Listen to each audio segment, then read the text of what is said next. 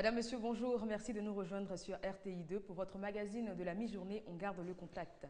Vous le savez, comme tous les jeudis, nous sommes en compagnie du docteur Brou qui est installé, avec qui nous allons parler d'un thème qui, j'espère, vous intéressera. Et j'en suis sûre parce que nous en parlons depuis la semaine dernière et vous avez été tellement nombreux à réagir et à nous envoyer des cas pratiques par SMS ou par appel que nous avons décidé de revenir là-dessus, d'autant plus que nous n'avons pas abordé les conséquences et les conseils la semaine dernière. Donc c'est un thème que vous connaissez déjà, donc c'est aimer sans être aimé. On va en parler encore aujourd'hui grâce au docteur Brou qui est installé. Mais bien avant, nous avons un invité de la maison, je veux dire, Serge Esso, il est animateur à Radio Côte d'Ivoire. Bonjour. Bonjour Eva. Comment ça va? Ça va bien. Ça va. Alors on va parler avec vous du Festival des vacances. Le Festival des vacances, d'abord merci, je suis très heureux de te retrouver sur ce plateau. Plaisir partagé. Voilà, donc Festival des vacances, c'est l'une des émissions des vacances de Radio Côte d'Ivoire. Alors donc l'émission a lieu tous les vendredis. Oui. L'émission a lieu donc tous les vendredis de 20h à 22h. D'accord, ok. Donc on reviendra parce qu'on a un petit problème de son. On reviendra, on vous donnera bien évidemment le temps de vous exprimer. Alors, je rappelle qu'avec le docteur Brou, on va parler aujourd'hui d'aimer sans être aimé, un problème qui est récurrent et qui fait souffrir pas mal de nos téléspectateurs. Je l'ai dit, on a des cas pratiques qu'on va dire et qu'on va lire dans quelques instants. Et vous, très chers téléspectateurs, vous aurez également l'occasion de nous donner vos avis, vos conseils, vos témoignages, vos histoires sur les différents cas que nous avons. Le téléphone sera ouvert 22 40 12 54 dans quelques instants. Serge. Oui, Eva. Alors, on t'écoute cette fois-ci. Merci. Donc, alors comme je le disais, Festival des vacances, c'est l'une des émissions publiques et même des vacances de Radio Côte d'Ivoire. Et c'est tous les vendredis de 20h à 22h sur Radio Côte d'Ivoire en studio. Il y a beaucoup de jeunes qui viennent participer activement à cette émission. Et comme nous sommes à quelques jours de la rentrée scolaire ici en Côte d'Ivoire, il est donc important de sortir maintenant des studios de Radio Côte d'Ivoire et d'aller vers ces jeunes-là. Donc, pour la dernière fois, nous leur donnons donc un numéro spécial et nous partons à Marcory, en zone 4, rue du Canal, à la Source Bar, pour enregistrer ce numéro spécial qui est comme la finale du Festival des vacances. Alors que pour cette émission, il y aura donc des artistes tels que Baby Philippe, Bamba Misara, il y aura JC Pluriel, il y aura Tabot Cadence parce que le Mapuka est de retour. Wow. Donc vraiment c'est une fête que Radio Côte d'Ivoire offre à cette jeunesse-là qui s'est déplacée pendant près de 2 mois et demi tous les vendredis à venir donc dans les studios de Radio Côte d'Ivoire. Alors nous sortons demain à partir de 20h à la Source Bar Discothèque, c'était à Marcory, zone 4 rue du Canal à 20h. Sortez déjà massivement parce que nous allons partir avec beaucoup de l'eau. Il y aura beaucoup de t-shirts de Radio Côte d'Ivoire, des casquettes, des stylos, tout ce qu'il faut imaginer en termes de gadgets. Du groupe RTI, mais surtout de Radio Côte d'Ivoire. Et donc, il faut venir pour repartir avec des souvenirs. Je voudrais profiter de ton plateau pour remercier Madame le directeur de Radio Côte d'Ivoire qui a mis tout à notre disposition pour que cette émission soit vraiment une réussite totale. Également, remercier Monsieur le directeur de fréquence de Didier Bleu également qui a fait tout pour que cette émission-là vraiment se passe bien. Je voudrais remercier tous les responsables de la radiodiffusion et puis de la RTI en général. Merci aussi à toi qui nous reçoit. Et donc, c'est demain, déjà à partir de 20h, demain c'est 20h, c'est l'heure, il faut venir, nous allons enregistrer. Il y aura aussi une équipe en garde de contact grâce à Mohamed Kanté pour vous donner donc les images la semaine prochaine. Donc comme les gens aiment beaucoup la télé, il faut donc être bien chic demain. C'est bien, on parle parce de qu'on radio. vous verra à la télé, comme dit Mohamed. Parce qu'on vous verra à la télé, donc il faut venir. On t'entend à la radio et on te verra aussi à la télé. Demain à partir de 20h à la Source Bar Discothèque, déjà pour enregistrer ce numéro spécial, Baby Philippe, JC Pluriel, Bamba Misara et puis Tabot Cadence. Donc demain, les contacts c'est le 20 21 44 48, ça c'est le numéro de Radio Côte d'Ivoire, 20 21 44 48 et le 08 00 16 43 08 00 16 43 pour joindre l'équipe de production Radio Côte d'Ivoire, c'est 88.0 FM Abidjan. Merci. On reconnaît bien l'animateur radio. Merci beaucoup Serge Esso. Donc Festival des vacances, l'apothéose on dira, c'est pour demain, vendredi 5 septembre 2014 à la Source Bar, à Marcory, zone 4 rue du Canal. Très bien, 20 21 44 48 08 00 16 43. Merci beaucoup. Docteur, on est de retour et on va tout de suite, sans transition aucune, aborder notre thème. Je l'ai dit, on a eu énormément de réactions. Depuis la semaine dernière, on parle de ce thème-là, donc aimer sans être aimé.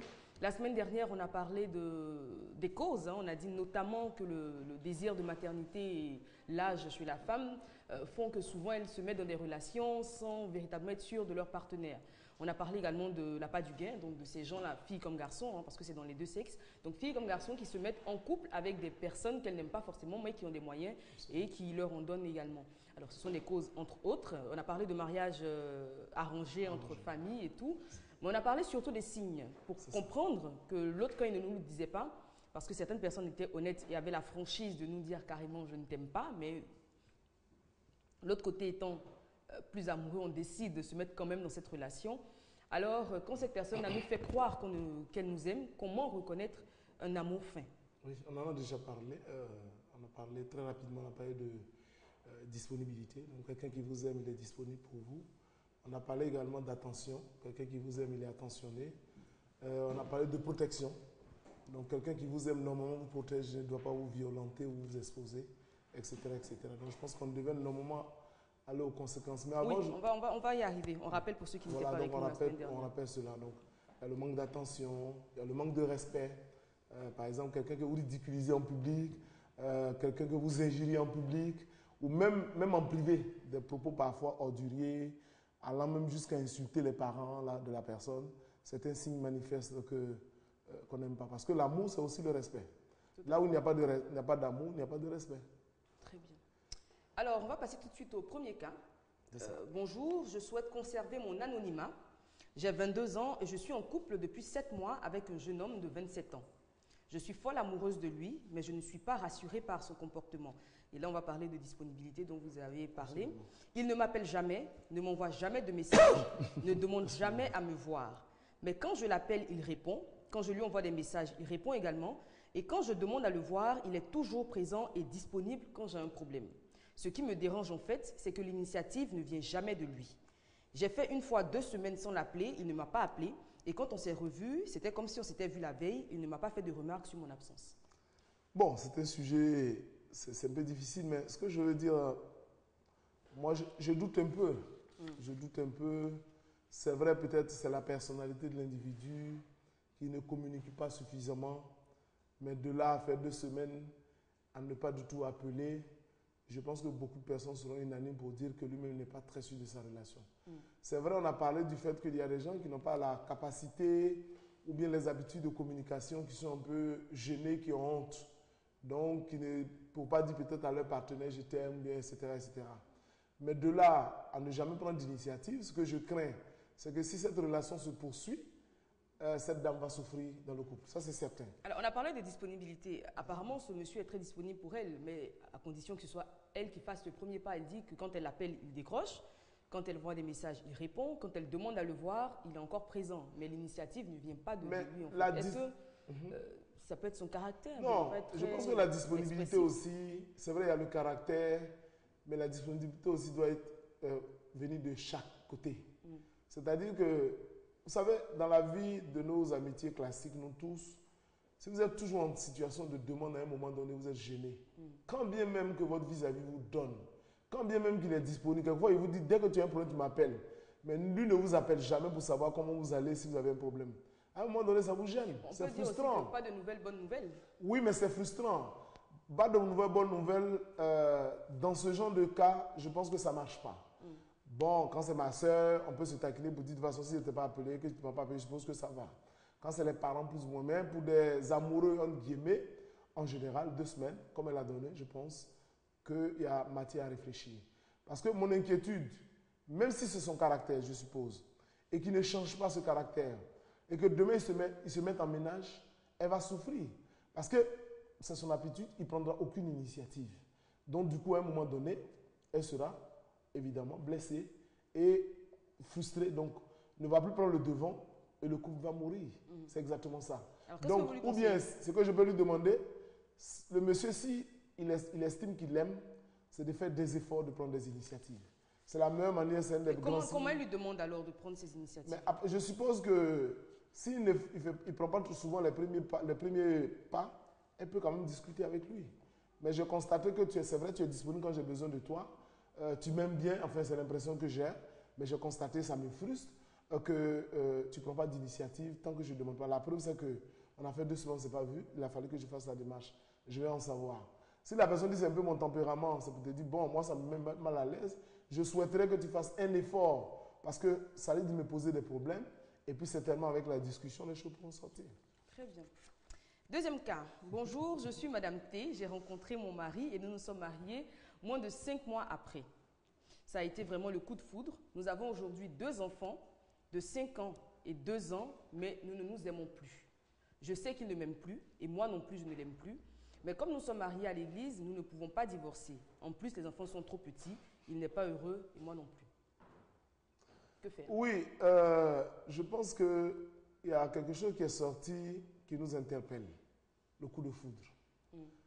Il y a beaucoup de nos relations, effectivement, qui interviennent sur des coups de foudre. Et ce qui, je disais à quelqu'un, se fait dans la précipitation. Vous lisez, c'est écrit dans beaucoup de livres, tout ce qui se fait dans la précipitation n'a pas d'avenir. Vous savez, ce que je veux dire de façon générale, la vie a des règles. Malheureusement, nous voulons toujours contourner ces règles. Mais une des règles de la vie, c'est que tout ce qui se fait dans la précipitation est voué à l'échec. Est voué à l'échec. Peut-être pas à 100%, mais en tout cas dans 90%, 95% au moins, c'est l'échec. Donc, l'échec a été préparé. Maintenant, la relation allait un peu trop vite. Ça allait trop vite. Ce qu'on devait préparer peut-être prendre 2 ans à faire, on l'a fait en 2 mois. On l'a fait peut-être en 1 mois. La relation a une Donc, on n'a pas eu le temps. D'ailleurs, même quand on fait 2 ans avant de vous marier, vous ne vous connaissez pas suffisamment. À plus forte raison, en 6 mois. Parce que généralement, en moins de 5 mois. Parce que généralement, quand on rencontre une fille ou un homme pour la première fois, c'est le bon côté. Nous tous, on a cette expérience. Quand on rencontre une personne pour la première fois, vraiment, c'est l'ange. C'est vraiment l'ange, quoi. Tout ce que vous pouvez imaginer. Et puis, au fil du temps, au bout d'1 an, 2 ans, comme on appelle, à force de rester vigilant, à force de persévérer, les mauvais côtés, comme on le dit, sortent. Et c'est en ce moment-là, on voit si vraiment l'amour est là, qu'on est prêt à supporter. J'allais dire quelque chose. Donc, dans son cas, c'est déjà fait. Elle a dit son mari à l'église, il ne peut pas divorcer. Il serait souhaitable peut-être de se faire aider, je ne sais pas de quel genre d'église, mais par leur responsable. Et prier Dieu que ce monsieur comprenne que c'est déjà parti trop loin avec 2 enfants et qu'il y a lieu pour lui de prendre ses responsabilités, de revenir à de meilleurs sentiments. Alors, en fait, elle dit bien que c'est des 2 côtés. Hein. Elle n'aime plus son mari non plus ne l'aime plus. Donc, ce n'est pas que du côté de l'homme. Les 2 sont, je pense, assez honnêtes sur la question. Ils reconnaissent qu'ils ne s'aiment plus, mais à cause déjà des enfants qui sont en bas âge, elle a dit 5 ans et 2 ans, et puis du fait qu'ils soient mariés à l'église, ils sont quelque peu coincés. Je pense que je ne vais pas venir contrarier l'église pour demander aux gens d'aller divorcer à l'église. Je ne vais pas contrarier. Mais il appartient à monsieur et madame de s'asseoir, de prendre une décision. Parce que ça ne sert à rien aussi de dire on est marié alors qu'on est dans la maison, on n'est que des amis. Ça aussi, c'est une source de souffrance. Vous savez, vivre avec quelqu'un dans une maison sous le même toit et avoir l'impression que c'est comme un ami ou un camarade, c'est encore plus blessant. Donc je demande que 2 puissent s'asseoir et puis prendre leurs responsabilités. Parce que c'est une punition.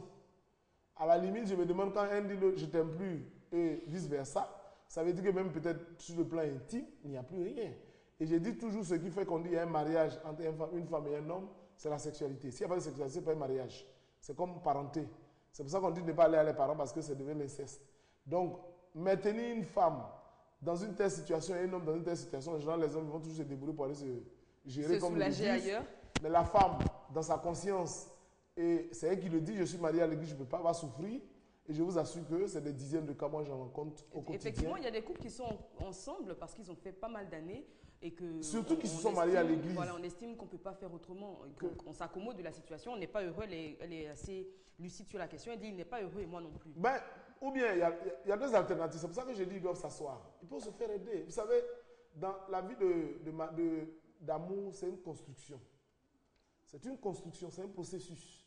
Donc s'il arrive qu'ils s'estiment que parce qu'ils se sont mariés à l'église, qu'ils ont des enfants et qu'ils ne peuvent pas faire autrement que d'être ensemble, alors on va vers des conseillers, des gens expérimentés, pour nous aider à faire renaître l'amour en nous. C'est possible. Vous savez, on peut aimer quelqu'un aujourd'hui, demain il a détesté la personne, et puis après l'amour devient plus fou qu'au départ. Parce que justement, vous faites bien de le relever, à force de vivre ensemble sans avoir cet amour-là qui nous lie, d'autres sentiments peuvent naître et la haine même peut survenir. Absolument, non, mais c'est les conséquences quand on va aborder certainement. C'est la haine. Donc, pour ne pas y arriver et pécher sur péché, parce que vous ne vous approchez pas de votre femme ou de votre mari, c'est pas bon. En plus, vous êtes dans la maison, vous n'avez pas la paix ou la joie, c'est pas bon. La haine va venir, ça fait des péchés, des tas de péchés, et c'est difficile à régler. Donc, il est bien que les 2, avec humilité, disent voilà la situation où on est arrivé. On ne peut pas divorcer à cause de notre engagement devant Dieu. Donc, ce qu'on va faire, on va demander par la prière, mais par nos guides ou des personnes expérimentées pour nous aider à aller creuser pourquoi, d'où est venue la mésentente qui a détruit le coup de foudre de moins de 5 mois, pour qu'aujourd'hui, on soit en situation, en position de haine l'un vis-à-vis de l'autre. Alors, docteur, moi, je vais vous poser une question qui rejoint peut-être ce cas. J'en discutais avec un membre de ma famille qui disait comme ça que, bon, j'ai trouvé sa formule assez drôle, qu'il n'y a qu'en Afrique qu'on pense que les relations doivent durer une éternité. Et que même si on est conscient que ça ne va plus, mais on s'enferme dans cette relation-là parce qu'on a déjà fait pas mal de temps ensemble, on a fait 15 ans, 20 ans, on se dit inutile, on ne peut pas aller ailleurs. Alors que sous d'autres cieux, quand on voit certains hommes politiques étrangers ou même des acteurs ou des personnes célèbres, c'est des personnes qui ont eu plusieurs mariages dans leur vie. C'est des personnes qui ont eu plusieurs vies amoureuses. Donc à un moment, ils se disent, quand ça ne va plus, on passe à autre chose. Est-ce que finalement c'est la solution? Bon, c'est clair que quand ça ne va plus, on essaie de réparer les choses, mais quand on est conscient qu'on n'ira pas plus loin, que c'est mort, on est toujours en train de rester dans... Parce qu'il y a le qu'en dira-t-on ici encore, je pense que les mentalités évoluent, mais une femme divorcée, ça peut être gênant pour la femme, voilà, ça peut être gênant pour la femme d'avouer l'échec de son mariage. Et puis, on se dit, bon, on a vieilli, il y a des enfants, nos enfants sont là et tout. Donc, on reste dans cette relation et puis finalement, on n'est pas heureux. Et il disait d'ailleurs qu'il y a des femmes comme ça qui sont dans des grandes maisons, qui ne manquent de rien, mais qui ne grossissent pas. Parce que c'est compliqué. Soit le mari ne les aime plus, soit elles n'aiment plus leur mari, mais on est obligé de rester dedans. Oui, je pense que c'est une réflexion. Hein. On est en Afrique, c'est difficile. Je suis particulièrement d'accord. Mais je pense que si vous regardez bien au témoignage de grands hommes, moi j'ai eu l'occasion de lire des biographies. J'ai parcouru quand même pas mal de biographies. J'ai découvert la vie des gens quand même qui ont marqué, j'allais dire, leur siècle, leur moment. Des anciens présidents qu'on a célébrés parce qu'ils ont marqué le monde. Mais quand j'ai essayé d'aller en librairie pour m'enquérir de leur vie de couple, c'est des gens qui se sont mariés parfois 2, 3, 4 fois. Ils ont eu 4, 5 enfants de mères différentes, mais cet aspect n'apparaît pas généralement dans leur vie publique. Ça existe bel et bien.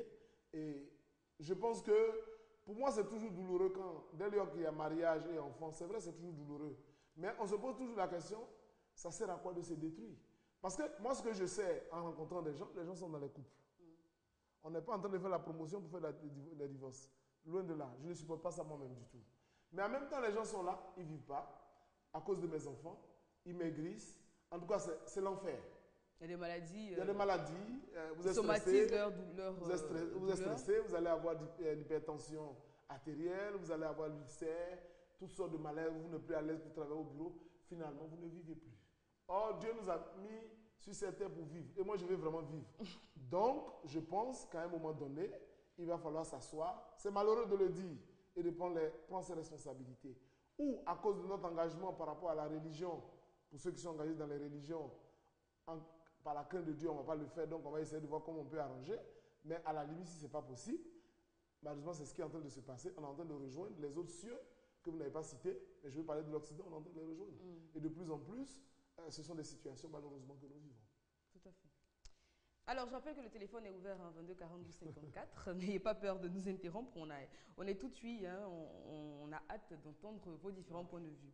Alors, le quatrième... Oui. Je voudrais, si vous me permettez, Miss Amani, dire que même quand vous lisez les livres, même les livres saints, il n'y a rien de nouveau sur la terre. Je pense que ce sont des principes qu'il faut avoir et ça nous permet de surmonter certaines choses. C'est vrai qu'on dit c'est facile de dire, mais j'ai découvert ce secret que lis beaucoup, que ce soit les Saintes Écritures, le Coran pour les musulmans, ou même les non-musulmans, la Bible pour les chrétiens, ou même les non-chrétiens, et aller en librairie acheter des livres, vous découvrez tellement de choses que finalement, vous retrouvez ce que la Bible dit, il n'y a rien de nouveau. Donc, ça nous permet de relativiser nos situations. On ne sera pas le premier, on ne sera pas le dernier. Donc, je regarde à Dieu pour me donner au moins la force de bien vivre. Très bien.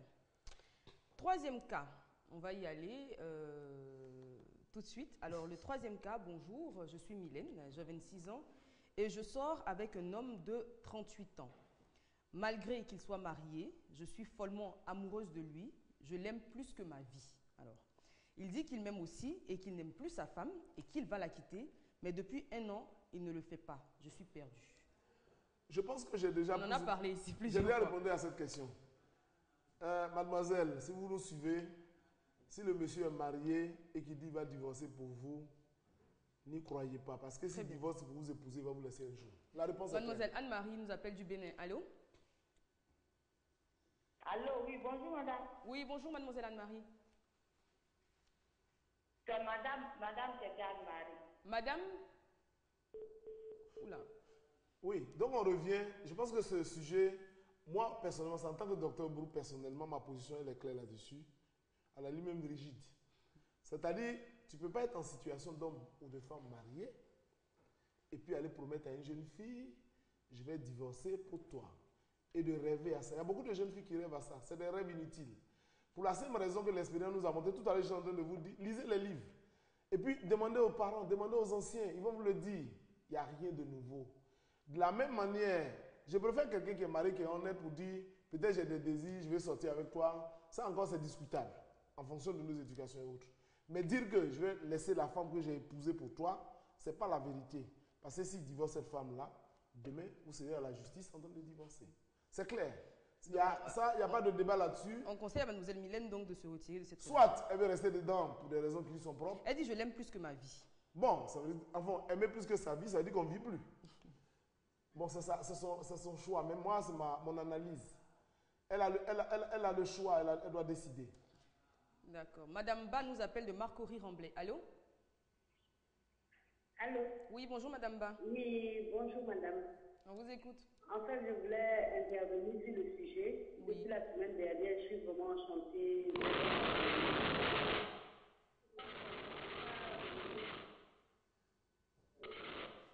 Madame Ba, votre poste téléviseur est allumé? Alors, on vous demandera, très chers téléspectateurs, de bien prendre le soin de couper le son de votre téléviseur pour que ce soit plus audible et plus facile pour tout le monde. Docteur, alors? Oui, donc c'est ce que je dis. C'est pas la peine de rêver, elle est jeune. Elle a quel âge, elle a dit? 26 ans. 26 Et ans, l'homme là. a 38 ans. Oh, la vie est pleine pour elle. Il faut dire au monsieur, on a été un peu ensemble, on retourne chez ta femme. Et puis bon, ben, je vais me chercher.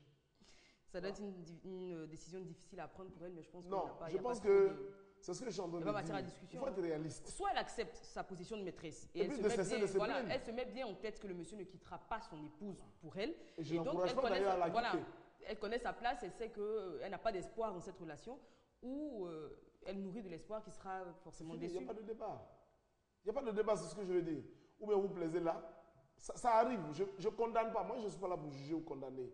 Pour dire oui, elle a été maîtresse. Ce n'est pas de ça qu'il s'agit. Mais elle dit, moi, je veux me marier. Et le monsieur me promet de divorcer avec sa femme pour me prendre. C'est sûr, ça, je ne suis pas d'accord. Que le monsieur, s'il divorce pour la prendre, elle aussi, elle sera divorcée. Mademoiselle Brou nous appelle de Yopougon. C'est votre petite soeur. Allô? Oui, mademoiselle Brou? Oui. Bonjour. Je voulais intervenir. Oui. Bon, moi, je vis avec quelqu'un Oui. qui a des jumelles.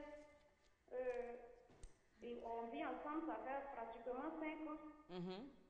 Bon, dans ces temps-ci, quand il va, il vient, il me raconte des histoires pour me dire non, il travaille tard, il ne rentre pas vite, jusqu'à 23 heures, je suis là, je l'attends. Et quand il vient, soit il vient avec des présents à la maison pour les enfants, en me disant non, soit c'est la femme de son patron qui lui a donné ça pour les enfants. Même hier, il m'a envoyé riz préparé pour les enfants, en me disant que c'est la femme de son patron qui lui a donné. D'accord. Donc vraiment, ça fait que je suis découragée même de cette relation, je ne sais même pas où. Donc, mademoiselle Brou, vous le soupçonnez d'avoir une autre relation? Comment? Vous le soupçonnez d'avoir une autre relation? Oui, je soupçonne ça beaucoup même. Bon, à part ces signes que vous avez évoqués, donc le fait qu'il rentre tard, qu'il revienne avec des présents, est-ce que vous avez autre chose, vous avez remarqué autre chose dans son comportement qui a changé? Bon, c'est ce que je dis, je remarque beaucoup les SMS qu'on a assis la nuit, les SMS, même dans son téléphone, les photos, parce qu'il y a plein de choses. D'accord. Donc, quand la fois passée, il me fait croire qu'il y a les sorciers derrière nous, que de m'éloigner un peu. Je ne sais même pas où mettre la tête. Donc, il vous propose une pause, on va dire. Allô? Oui, mademoiselle Brou, il vous propose de faire une pause en fait dans votre relation. Je ne vous entends pas bien. Il vous propose de faire une pause dans votre relation. Bon, il m'a dit de partir avec les enfants, comme c'est la rentrée, il va prendre une maison, moi je vais vivre avec les enfants. Et lui, il va vivre seul, en français un peu, réfléchir. Moi, je lui ai dit, mais s'il y a sorcier, il faut qu'on vaincre ça ensemble au lieu d'aller ailleurs. Si c'est sur ça, ça m'arrange pas, mais s'il y a quelque chose d'autre qui me dise la vérité, je préfère supporter que mensonge. Tout à fait. Merci beaucoup, mademoiselle Brou. Docteur. Bon, porte mon nom. Je n'ai pas de petite sœur, je suis le dernier de ma famille, mais bon, je considère comme telle. Oui, malheureusement, ce sont des situations très fréquentes. Et je voudrais profiter de l'occasion pour dire aux uns aux autres d'être simplement sincères. Surtout que, d'abord, dans leur cas, il n'y a pas d'enfants. Ah si, ils ont des enfants? Non, il a des enfants, pas avec elle. Ah d'accord, ok. Voilà, c'est ce que j'ai compris. D'accord. Le monsieur a des jumelles.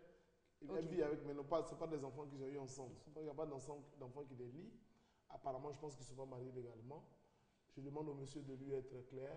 Donc, pour vous, du point de vue de l'expert et puis de l'homme également, pour vous, le monsieur a une autre relation? Bon, sur la base de ce qu'elle dit, c'est apparemment oui. Apparemment oui. On n'a pas les preuves, c'est sûr, mais je pense qu'apparemment oui. En tout cas, les signes ne trompent pas. Parce que là, il demande même qu'il y ait une pause parce que alors, s'il y a des sorciers à leur les sorciers, c'est Jésus ou qui ne sait pas qui les fait, mais on ne peut pas demander à quelqu'un de partir parce qu'il y a des sorciers. Vous partez ensemble, ou bien toi, tu veux rester là pour mourir seul.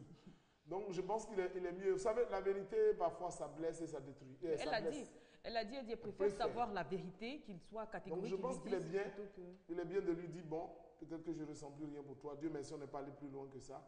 C'est vrai, on a eu l'impression d'avoir vécu 3 ou 4 ans ensemble, on a perdu du temps, c'est vrai. Mais il vaut mieux se quitter là, pleurer quelque temps, ça passera avec le temps, que de s'entêter et puis de même chose. Alors ça, c'est ce que vous proposez aux hommes, enfin à l'homme en que ce soit à l'homme ou à la femme, de façon générale, dans le cas spécifique. Voilà, pour la femme qui subit cette situation, mademoiselle Brou en l'occurrence, je demande à monsieur. Elle attend que monsieur lui dise la vérité, ou elle prend les devants et puis. Vous savez, on a même parlé d'une des raisons qui font qu'on aime sans être aimé, c'est la reconnaissance. Peut-être la femme a fait des choses par reconnaissance, elle veut la garder là, mais il n'aime plus. Qu'il ait le courage. Mademoiselle, monsieur Siaka, pardon, nous appelle de 2 plateaux. Allô? Allô, bonsoir madame. Oui, bonjour monsieur Siaka.